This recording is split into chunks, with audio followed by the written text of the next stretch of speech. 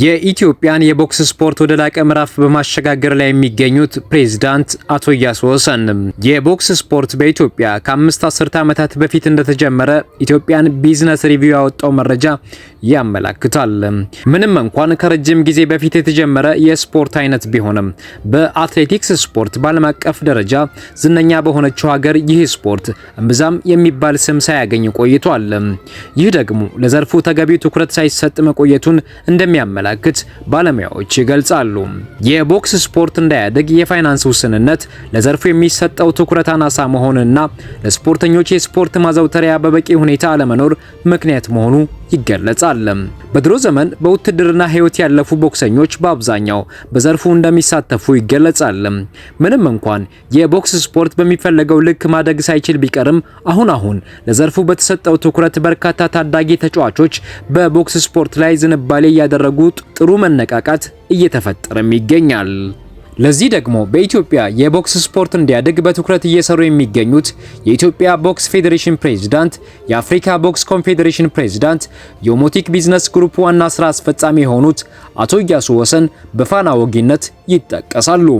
ለቦክስ ስፖርት ልዩ ዝንባሌ ያላቸውና በግል የቢዝነስ እንቅስቃሴ በውጤታማነታቸው የተመሰከረላቸው ባለሀብቱ አቶ እያሱ ወሰን የኢትዮጵያን ብሎም የአፍሪካን የቦክስ ስፖርት ወደ አዲስ ምዕራፍ የሚያሸጋግሩ ሁነኛ ሰው መሆናቸው ታምኖ የቦክስ ስፖርቱን መምራት ከጀመሩ ጊዜ ጀምሮ ስፖርቱን ለማነቃቃት የሚያስችሉ ተግባራትን ማከናወን ችለዋል። በ2016 ዓ.ም የአፍሪካ ቦክስ ኮንፌዴሬሽን ፕሬዝዳንት ሆነው በሙሉ ድምጽ የተመረጡት አቶ እያሱ ወሰን የአፍሪካን ስፖርት በበላይነት በመምራት ከቀድሞው የካፍ ፕሬዝዳንት አቶ ይድነቃቸው ተሰማ በመቀጠል ሁለተኛው ኢትዮጵያዊም አድርጓቸዋል። በዛሬው ዕለት የኢትዮጵያ ቦክስ ፌዴሬሽን 20ኛውን ጠቅላላ ጉባኤ አድርጎ አቶ እያሱ ወሰንን ለሁለተኛ ጊዜ በቀጣይ 4 ዓመታት የኢትዮጵያ ቦክስ ፌዴሬሽን ፕሬዝዳንት በመሆን እንዲያገለግሉ መርጧል። በተጨማሪም የአፍሪካ ቦክስ ኮንፌዴሬሽንን በፕሬዝዳንትነት እየመሩ የሚገኙት አቶ እያሱ ወሰን ለአህጉሪቱ የቦክስ ስፖርት እድገት መነቃቃት እየሰሩም ይገኛሉ።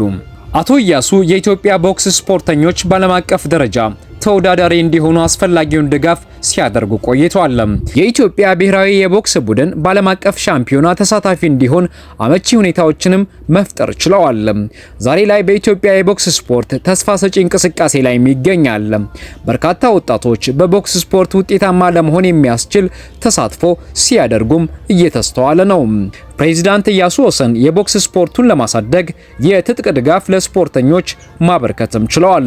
አቶ እያሱ ፕሬዝዳንት ሆነው ከተመረጡ በኋላ በኢትዮጵያ ዓለም አቀፍ የቦክስ ውድድርና ሌሎች የሀገር ውስጥ ውድድሮች በተለያዩ አካባቢዎች ተከናውነዋል።